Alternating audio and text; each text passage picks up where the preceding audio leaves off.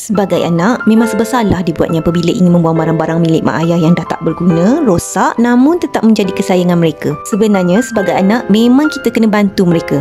Kena cari waktu yang sesuai untuk bertindak membuang barang-barang ni, sekaligus dapat membuatkan rumah jadi lebih kemas dan teratur. Hoarders merupakan penyakit mental bagi orang yang suka menyimpan terlalu banyak barang sehingga rumah atau ruang menjadi penuh dan berselerak, serta menjadi punca ruang rumah nampak lebih sempit dan serabut.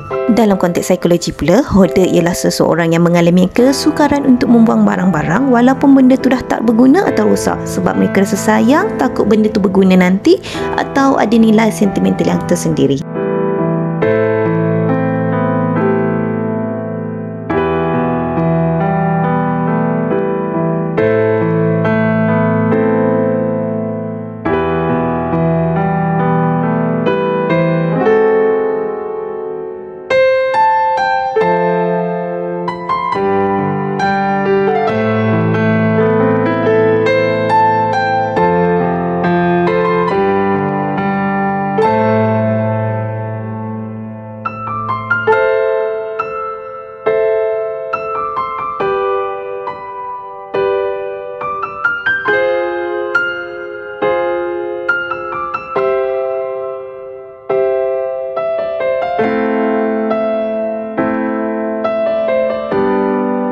Semoga perkongsian kisah benar daripada Puan Sri Hartini ini boleh dijadikan panduan buat anak-anak yang sedang berdepan dengan mak ayah yang mempunyai penyakit hoarders.